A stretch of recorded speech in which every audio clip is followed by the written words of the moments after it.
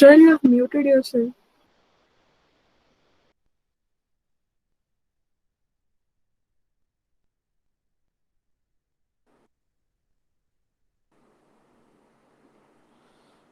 Yeah, I have unmuted now. Let me just repeat whatever I have said. I'm really sorry about that. So I was just saying what we have discussed in the class yesterday, where we looked at the design of what is called the 2-bit binary up counter using the JK flip-flops. First, we give the state transition diagram, and then depending on the number of bits required to specify the state, the number of flip-flops will be decided. And we are talking about only the synchronous sequential circuits where all the flip-flops are connected to the same clock signal or the control signal. And in this case of the counters, the clock signal indicates when the particular event that we are counting will be occurring, right? And if you are using the positive edge triggered flip-flops, then every event is indicated by the rising edge of the clock signal. I mean, it will not be periodic signal, right? But for the sake of convenience only, we normally plot this clock signal as the periodic signal. And once we get the state transition diagram, we can build this next state table where we'll indicate for every current state what is the next state. And once we get the next state table, then we take the state transition required for each of the flip-flops, right? And then determine what should be the inputs of that flip-flop to affect that state change. And for that, we make use of the input table of the JK flip-flop if you are designing circuits using the JK flip-flops. So we have to specify the inputs J1 and K1 to realize the transition from Q1 to Q1 plus, and similarly J0 and K0 are determined by the transition from Q0 to Q0 plus. Okay, once we get the truth table, then we simplify the expressions for the inputs of flip-flops by using the Karnaugh method. And for this 2-bit binary counter, up counter, we have seen that J1 equal to K1 equal to Q0, and J0 and K0 are equal to 1. Okay. And at the end of last class, we looked at the other type of counter called the down counter, where from the current state value, when the clock signal occurs, it will go to the next smaller count value, right? So typically, let's say if you start with 3, right, then it will go to 2, then to 1, then to 0, then it will get reset to 3, and then so on, all right? So again, once we get the state transition diagram, we can build the next state table, then we come up with the truth table for the inputs, right? And then we simplify the expressions for the inputs of the flip-flop, right, to give the Boolean expressions for the inputs. So the only difference that we see from the up counter to the down counter in this case is the J1 and K1 are Q0 complement, whereas in the earlier case it's Q0. Okay, and J0 and K0 are one itself, right, in both the cases. Are there any questions?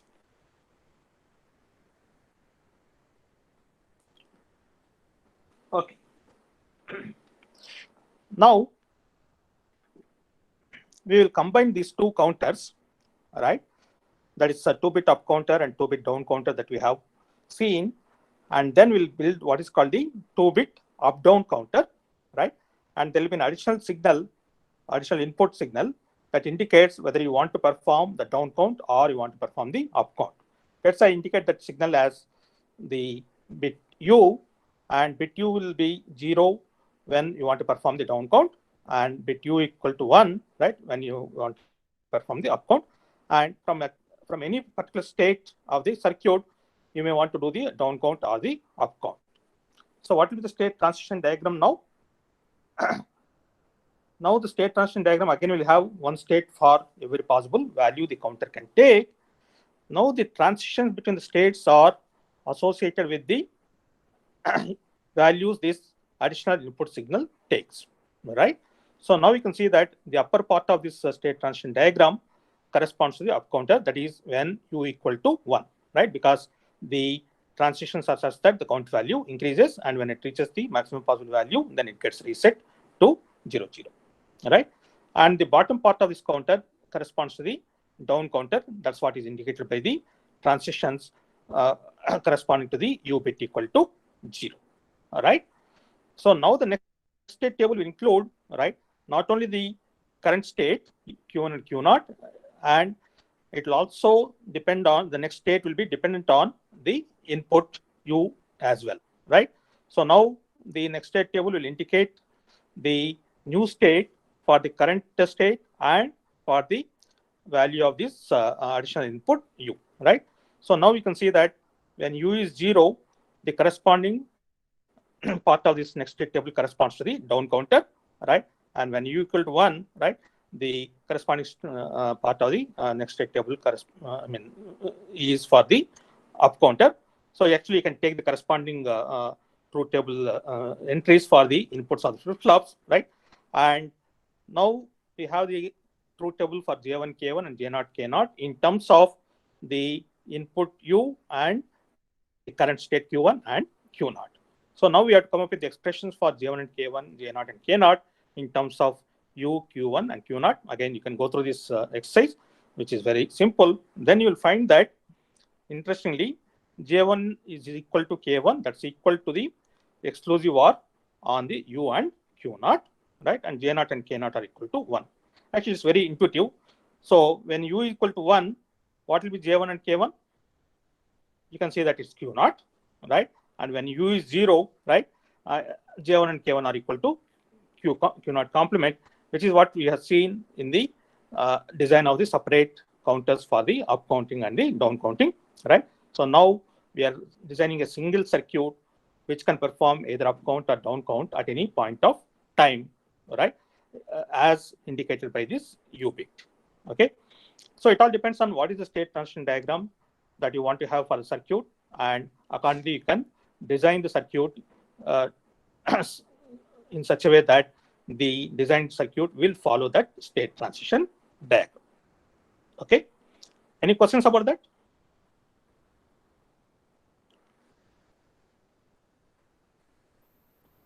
Okay. Now I'm going to modify this circuit slightly. Okay. What is happening here when we reach 1-1 state, and if I want to perform the up count, it gets reset to 0. Or when I'm in the current state of 0, 0, if I want to decrement, it goes to the 1-1 state. Okay. There are certain applications where we don't want this kind of a counter. We need what is called a up-down saturating counter. Okay. Actually, when you study the computer organization architecture course next semester, we'll be discussing what is called the dynamic branch prediction. All of you are familiar with the control transfer statements like if-then statement, right? And one of the methods to improve the performance of a processor nowadays is it possible to predict whether the branch will take place or not? And that will be done using the past history of the particular branch instruction, right? So whenever that branch takes place, we want to increment a counter indicating that that branch has taken place. And whenever the branch does not take place, then we want to decrement the counter. But here we want to keep track of how many times the branch has taken place and how many times the branch has not taken place, right?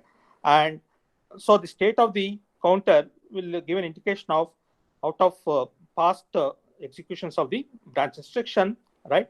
How many times the branch has taken place. And once we reach the maximum possible value, we don't want to reset it to 0. We want to remain in the same state. Okay. I mean, basically, we want the counter to take some possible maximum value, and beyond that, right, we want the counter to remain in the same state, even if there is additional the branch taking place for that instruction. Okay. So here we need what is called the saturating counter. What do you mean by the saturating counter? When we are incrementing, if you reach the maximum possible value, if the up count has to be done, we will remain in the same state. That is, we will not increment the count any further, right? Because it has already reached the maximum possible value. Similarly, when you are doing the down count, right? If it has reached the minimum possible value, even if we say that we want to do the further down count, right? We will not change the state of the counter. So we will continue to remain in the same value 0, 0. Okay.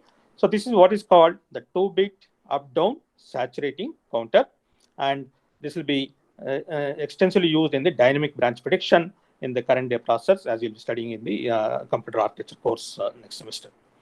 So I'm leaving it as an exercise for you to design the circuit for this. I'm only giving the final expressions, but you have to go through the same process. What is it you have to change here? Yeah, the change that you have to make is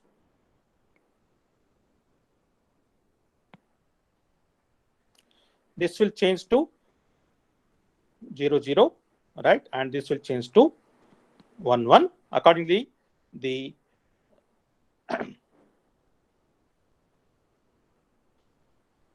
expressions or the truth table entries for the inputs of the flip-flops might change, right? Therefore, the expressions for the inputs will be different, right? You can verify that, right? For this saturating counter, J1 is given by U Q0 and K1 is given by U complement Q0 complement, and J0 is given by U plus Q1 and K0 is equal to U complement plus Q1 complement, right? So I leave it as an exercise for you to do this design of the circuit, right? And check whether you get these expressions for the inputs of the flip-flops, right? So what is the state transition diagram here, right? It starts with any count value. If U is 1, it increments, and once it reaches the maximum possible value, it remains in the same state. Similarly, at any point of time, if U is 0, right, we decrement the count value, and once it reaches the minimum possible value, right, it remains in the same state if the U equal to 0. Okay. So like this, you can specify the state sequence for any given circuit, and then you can design the circuit using the flip-flops. And what you have done so far is design the circuits using the JK flip-flops, right? And we can follow the similar procedure to design the circuits using the other type of flip-flops, right? So let's say I want to design this 2-bit up counter using the T flip-flops now. So the next state table is exactly same as what we had earlier, right? Only the input table for the circuit will be different because now the inputs are going to be the T inputs of the flip-flops. So in order to determine the truth table for this T inputs of the T flip-flops, we have to use the input table of the T flip-flop, which we know how to get it, right? So if the current state is 0 and the new state has to be 0, the T has to be 0. If the current state is 0 and Q plus is to be 1, right, then the toggling has to be enabled. So T equal to 1. Similarly, if Q equal to 1 and Q plus is 0, again toggling has to be done. And if Q and Q plus are same as 1, right, then T is 0. So this is the input table. And first we'll look at the transitions that are required for the Q1 and accordingly indicate what will be the T1. And then we go to the Q0 changes and then determine what should be the T0 correspondingly, right? So you can easily verify that for this circuit, right, T1 has a truth table like 0, 1, 0, 1 and T0 is all ones, right? And when you simplify the expression for T1, it will turn out to be Q0, which is kind of very intuitive. Earlier we've seen that the 2-bit up counter design using JK flip-flops had J1 equal to Q0 and K1 equal to Q0. And the T flip-flop is nothing but where J and K are connected together, right? And then that's called as the T input. So the T1 is nothing but Q0 and T0 equal to 1. Okay. So the procedure is exactly the same. Okay. Only thing is you have to use the input table of the corresponding flip-flop to come up with the truth table entries for the inputs of the flip-flops. Again, you can design the same circuit using the D flip-flops. So in order to get the expressions for the inputs of the D flip-flops, you have to use the input table of the D flip-flop. Actually, the input table of D flip-flop is very simple. The D will be same as the Q plus because whenever you want the D flip-flop output to take either 0 or 1, right, then you have to give the corresponding input. That is, if you want Q plus to be 0, D has to be 0. If you want Q plus to be 1, D has to be 1, independent of the current state. And once you get the next state table, the entries for D1 and D0 will be exactly same as the Q1 plus and Q0 plus because this is nothing but the delayed flip-flop. And then once you get this truth table for the inputs of the flip-flop, right, then again you can simplify the expressions. So you can again verify that, right, the D1 happens to be Q1 plus Q0 and D0 is equal to Q0 complement. Okay. So what I'm just showing you here is that the same circuit can be designed using the JK flip-flops or the T flip-flops or the D flip-flops. The methodology is the same, except that to get the expressions for the inputs of flip-flops, you have to use a corresponding input table of the type of flip-flop that you'll be using in the design of the circuit. Okay. Yeah. Are there any questions?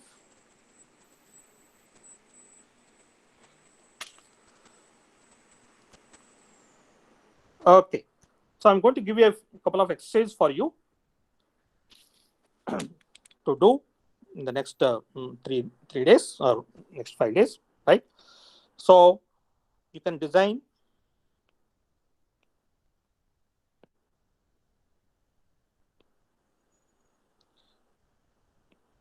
a 3-bit up counter, which is also called as the modulo 8 counter, right? And another exercise I want you to take is what is called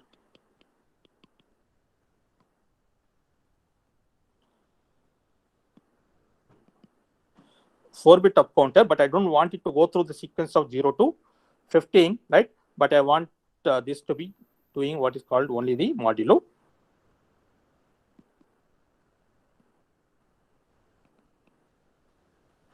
10 counter, right? And I also want you to design a 3-bit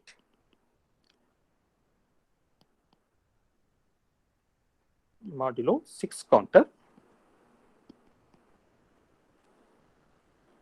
right? Which will count from 0 to 5 and then reset to 0. Okay. Yeah. So please take this as an exercise, and you can choose the type of flip-flop that you want to use, right? And correspondingly design the circuit for that type of flip-flop. Okay. So it all depends on what kind of practice that you want to get. Okay. Yeah. And one more exercise that you can take it is, right, a 3-bit odd number counter. So what is the sequence here?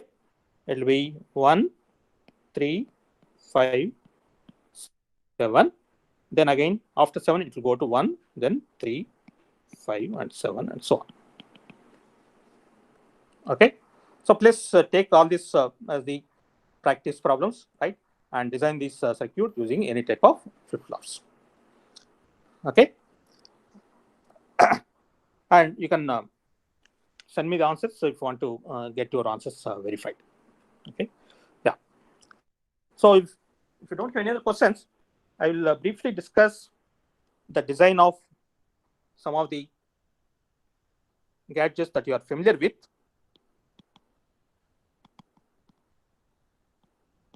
So now with whatever the background that we have, right, now one can actually build the circuit which can perform the functionality of a digital clock, which all of you are sure familiar with.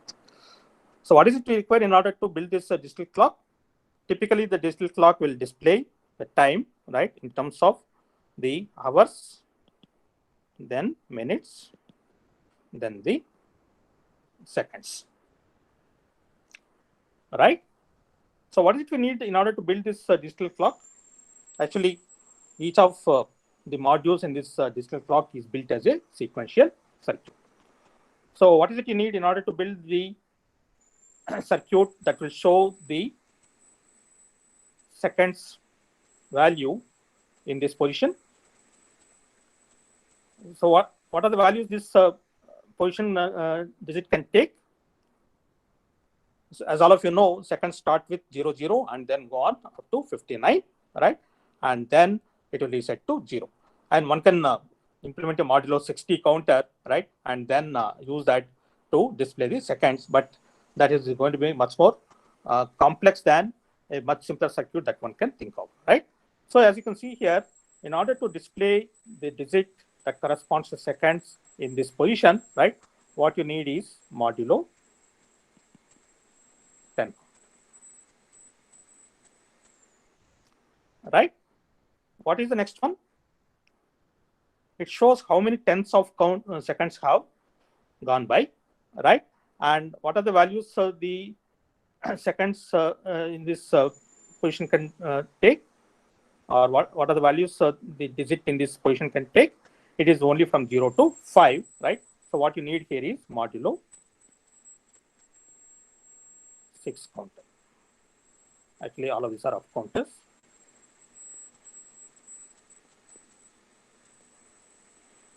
right? And what is the clock signal for this modulo up counter, 10 up counter? It is the clock signal with a frequency of 1 Hz. That is 1 cycle per second.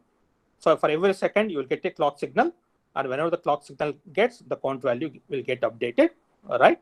And so it will start with a count value of 0. Then once it reaches 9, right, then it will reset to 0. So what should be the clock signal for this modulo 6 up counter? Whenever this first counter, that is the modulo 10 up counter, resets to 0. Okay, so one can design the circuit in such a way that we detect the first modulo of 10 up counter getting reset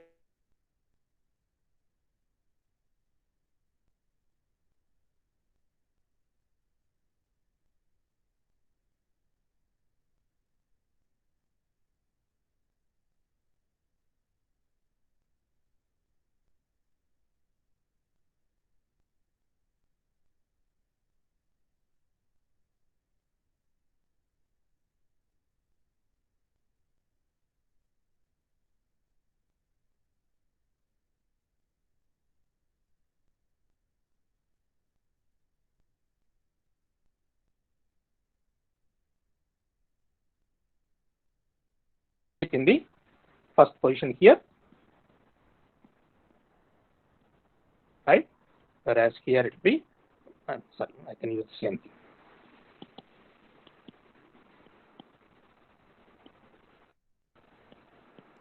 Right? Here also we need a modulo 6 counter because the minutes also changes from 0 to 59. Right? What is it required in order to show the hours? That's why we are talking about the 24-hour format, right? So here we require modulo 10 counter, but it has to be different from the modulo 10 counter that's used here, or one has to take care of it in a different way, right? And here it will be a modulo 3 counter. We have to make sure that invalid combinations are not allowed to be shown, because the 24-hour format, right, will allow the hours to be shown as 0 to 23, right? And one has to design the counters in such a way that only the valid combinations of the digits are shown, right? Again, that's a little bit involved. I'm not going to the details, right? But what I'm trying to say, tell you is that one can use any of the methods that we have discussed so far, right, to design the corresponding counters, right, and then put all of them together to build a digital clock. Okay. Only thing is, once we get to know what is the value of the digit in each of the positions, then we have to display the value of that digit, right, using some display method, right, and then put all those displays for displays of the digits for each of the positions, right? Then all of that put together will give you the digital clock display, right? So basically, what I'm trying to kind of tell you is that, right, the methodology that we have discussed so far to design the counters, right, can be used to build a digital clock by using appropriate modulo counters, right, and then by using the corresponding control signals, right, which will enable the change of the state of the flip-flops in the particular circuit at the particular point of time. Okay, and instead of the clock, if you want it as a timer, right, where you set the time and you want the time to decrease, and whenever it reaches 0, you want it to give an alarm, right? Then what you need is actually not a modulo up count, modulo 10 and modulo 6 up counters, but what you need is actually modulo 10 and modulo 6 down counters. Okay, so one can design the timers, right, using this same method, right, where instead of the up counters, one has to use the down counters. Okay, yeah, I just wanted to tell you that these are some of the commonly used practical gadgets, right, where these sequential circuits are applicable, right, and one can build the gadgets using these circuits. Okay, just 1 minute.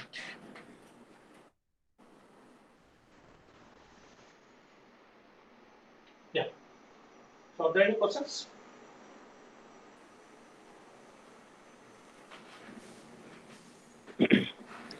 Okay.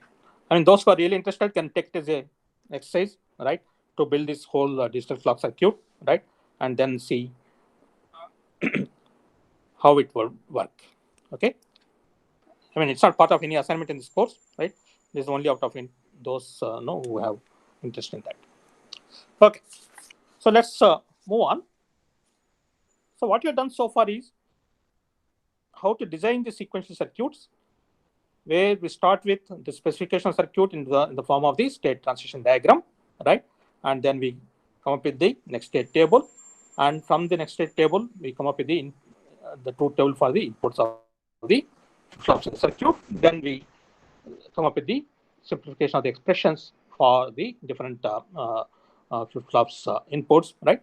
Then we build the circuit using the particular type of flip-flops, right? Using which we design the circuit, right? So this can be done for any type of sequential circuits, right? What all we need is the state transition diagram or the state transition sequence, right, for the given circuit that needs to be designed. Okay. Now we'll look at the other aspect of the sequential circuits, where given a circuit, I want to understand what the circuit is doing.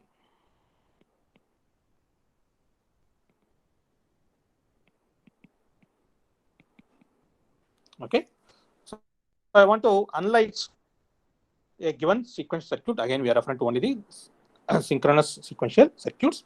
So let's take an example. Let's say I have a circuit with T flip-flops. There are 3 T flip-flops, and the state of the circuit is given by the outputs of the flip-flop.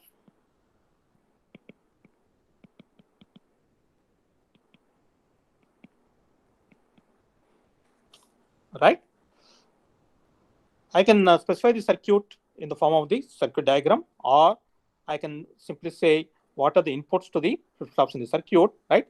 So let's say my T2 is Q0 complement, T1 is Q2, and T0 is Q1 complement, right? So what are we saying here? I'm giving you a circuit with 3 T flip-flops.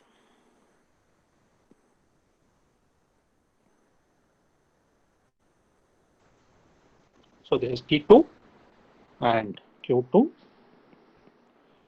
T1, so on, right? And all of them are connected to the same clock signal.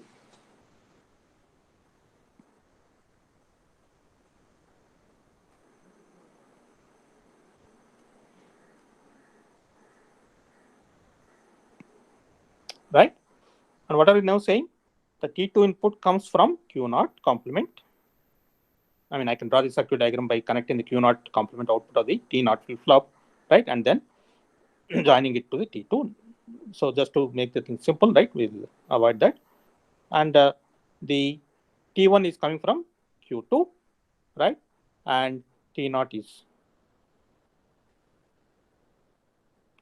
right? If you want, I'll just complete this.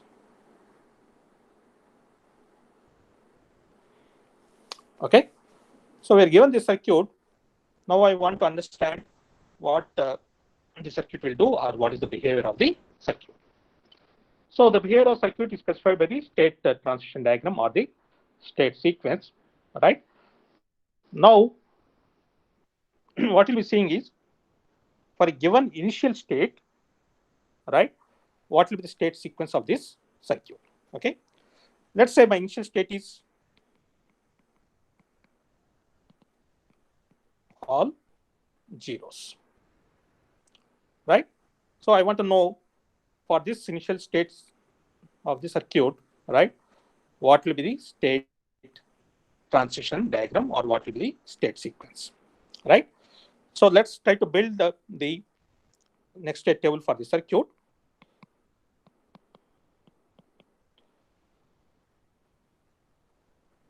Right? So we're starting with the 0, 0, 0 state, right? Now the inputs to the flip-flops are given, that T2 is Q0 complement, T1 is Q2, right? And T0 is equal to Q1 complement, right? Yeah. Now for the current state, can we determine what are the values of this T2, T1, and T0? Yes, T2 is Q0 complement, so that will be 1, right?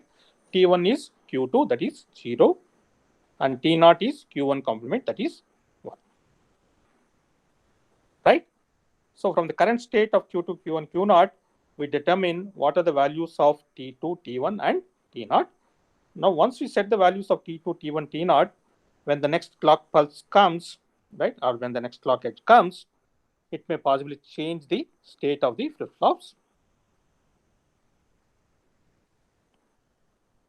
depending on the current state and depending on the values of this T2, T1, and T0, right? Yeah. Now, what will be the new values of this state, Q2, Q1, and Q0? That depends on what is the current state of the flip-flop and what is the corresponding input of that flip-flop, right? So Q2 is 0 and T2 is 1, right? And what will the Q2 plus?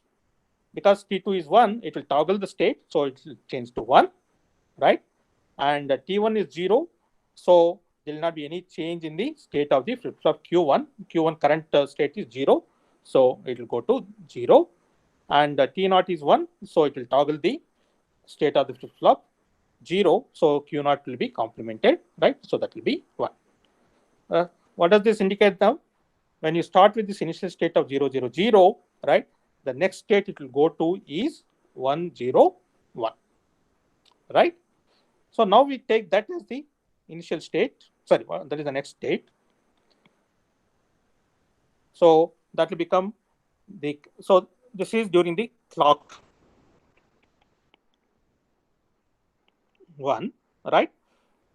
During the next clock pulse, right, the current state is 1, 0, 1, right? Now for this current state, what will be the values of the T inputs? Again, we have to apply the expressions for each of these T flip-flop inputs, right? So T2 is Q0 complement, so the Q0 is currently 1, right? So that will be 0. T1 is Q2, right? So that will be 1, and T0 is Q1 complement, that is going to be 1, right? Because Q1 is currently 0, right? So now we get the new values for T2, T1, and T0. Now these T values have to be applied on the current state of the flip-flops, right? And then determine the next state of these flip-flops, right? So now what will be Q2 plus? Q2 is currently 1 and T2 is 0. So there is no change in the state of that flip-flop. So that will be 1. So please make sure that we don't make the mistakes here, because we have to look at the current state. Now we have to look at what are the inputs of the flip-flop and accordingly determine what will be the new state of that flip-flop. Okay. Now what will be the new state of Q1? The current state is 0 and the T input of that flip-flop 1 is 1. So it will toggle. So that will be 1. Similarly for the flip-flop 0, Q0 is 1 and T0 is 1. So it will toggle, right? So it will be 0. So now from 101, it goes to 110. So that will be the next state. Now I want you to complete this exercise. Okay. Yeah. So what will happen when it's in 110?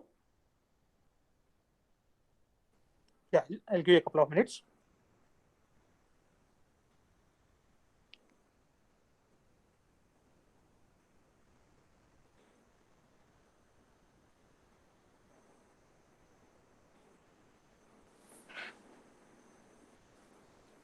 Try to tell me what is the T2, T1, T0.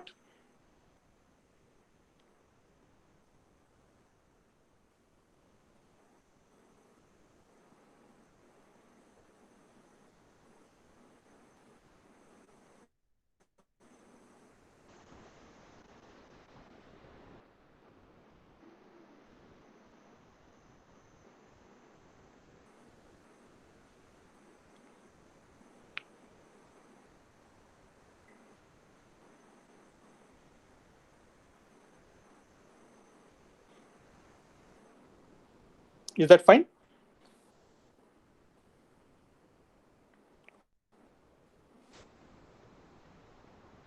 So current state is 110. This is in the clock pulse 3, right? And T2 is Q0 complement, that is 1, right? T1 is Q2, that is also 1. T0 is Q1 complement, that is 0. Now the next state will be Q2 plus will be depending on the Q2, that's 1, and T2, that's 1, right? So it gets toggled, so that will be 0. And T1 is 1, and Q1 is also 1, so that gets toggled 0. And T0 is 0, and Q0 is 0, so the new state will be 0, right? So what is we are seeing now?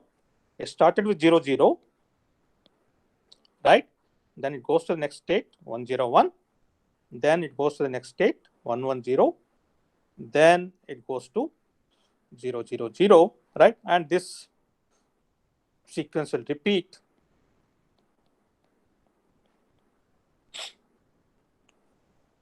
right? If we started with the initial state of 0, 0, 0. Okay. So this is how one can analyze the behavior of a given sequential circuit, right? Where we are given the type of flip-flops, we are given the expressions for the inputs of the flip-flops, right? And then we are given the initial state. Now we can determine what is the sequence of states through which the circuit will go through, right? When the clock signal comes, right? And in this case, for this initial state of 0, 0, 0, right, it will go through the sequence of 0, 0, 0, 1, 0, 1, and 1, 1, 0. Then it resets to 0, 0, 0. Then it will be going through the sequence again and again. Okay. Yeah. Now I'll give you a small exercise for you. If I start with the initial state of not all zeros,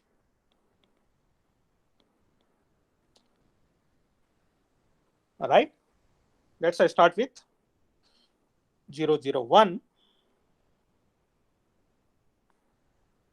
right? So I want to tell me what will be the state sequence for this.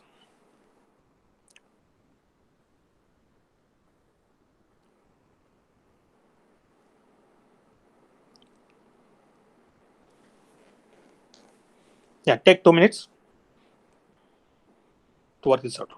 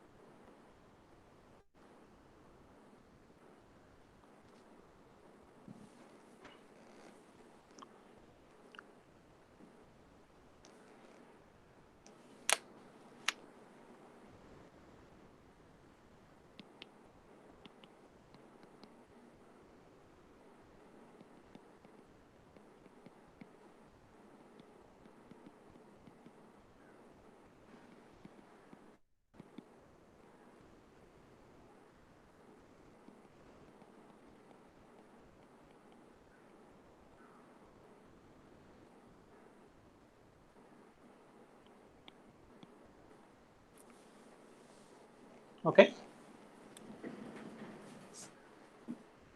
Yeah. Good. 1056. Good. Yeah. It's very easy, right? You can verify that the current state of 0, 0, 1 will have the T2, T1, T0 as also 0, 0, 1, right? So the state of the flip-flops T2 and T1 do not change, so that will be 0, 0. State of the flip-flop 0 gets toggled, right? So that will be 0. And once we have this 0, 0, 0 from the previous exercise, we have seen what is the sequence of state that goes, right? So here, I write it in the, so it starts with 0, 0, 1, then it goes to 0, 0, 0, then goes to 1, 0, 1, then it goes to 1, 1, 0, then after 1, 1, 0, it goes to 0, 0, 0. So it will not go back to 0, 0, 1 state anytime after that, after the initial state, right? So it'll it'll go through this sequence of 0, 5, and 6, again and again, right, for this initial state. Okay, so I'll just leave it as an exercise again for you to start with another initial state. Let's say 1 0 0, right? Then find out what is the sequence of states. Okay, and just for the practice, right, you can take another circuit.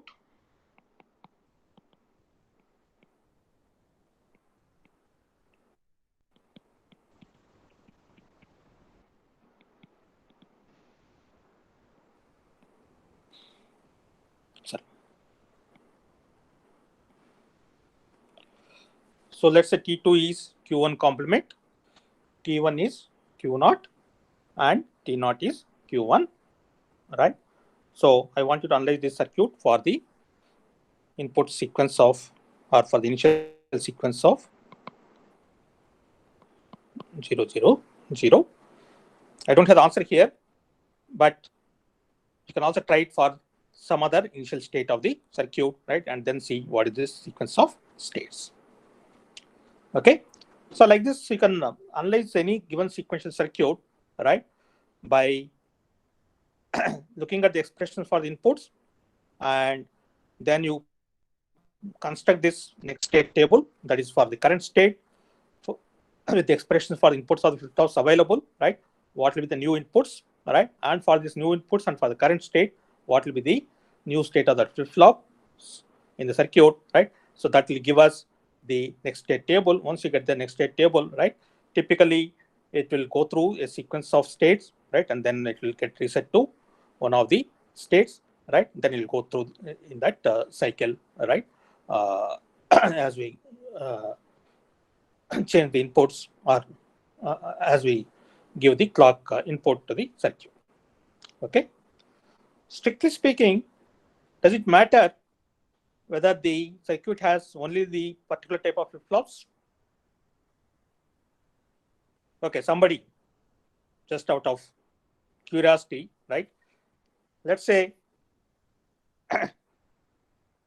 it's a 3-bit circuit.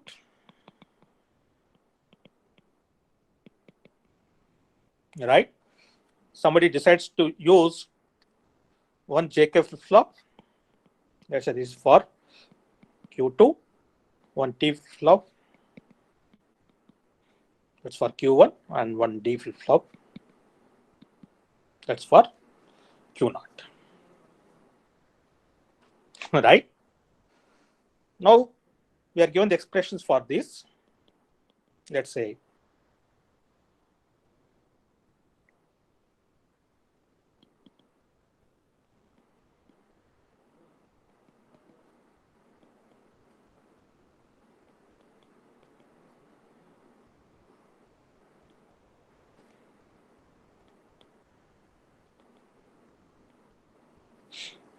sorry.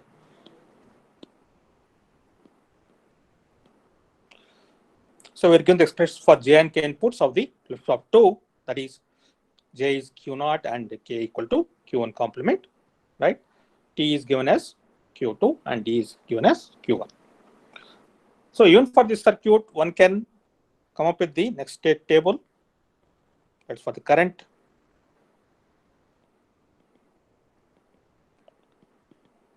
state.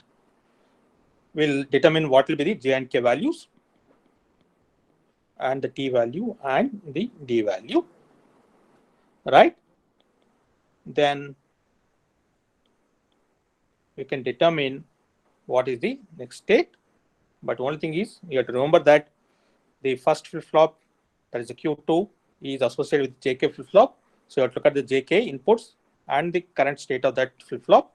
That should decide what will be the Q2 plus. Whereas for the Q1 plus, you have to look at what is Q1 and what is the T value, right? And for the Q0 plus, you have to look at what is Q0, and then you have to look at what is the D input, and that should indicate, right, what will be the new state, right? So again, I leave it as an exercise for you to look at what is the behavior of this circuit, right? Starting with the initial state sequence or initial state of 0, 0, 0, right? And then come up with what is the state sequence of this diagram or circuit. Okay. So in principle, one can design these circuits using a particular type of flip-flops or a combination of the flip-flops, right? Or one can analyze a circuit that has got only one type of flip-flops or using a combination of the flip-flops. Though in practice, typically we go for designing circuit by using only one type of flip-flops because it's very difficult to explore all possible combination then say which is the best combination. Okay, and we typically go for uh, uh, circuits built using only one type of flip-flops. As I indicated earlier, right, the JK flip-flops gives the maximum flexibility because it allows the any combination of inputs to be given, right, and it allows us to set the state of the flip-flop to either 0 or 1 or remain in the same state or toggle the state, whereas the T flip-flops has got the restricted operations and similarly the D flip-flop also has the restricted operations, right? But in principle, one can design any of the circuits using any type of these flip-flops.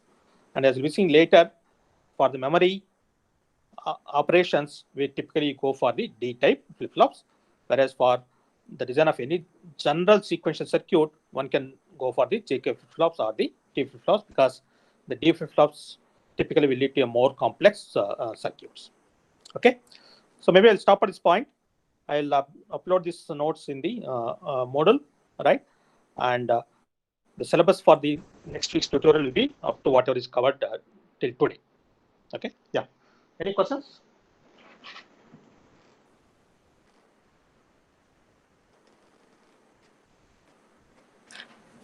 Okay, so please do all these practice exercises, right? And then we'll meet on next Monday at 11 o'clock. Yeah. Are there any questions?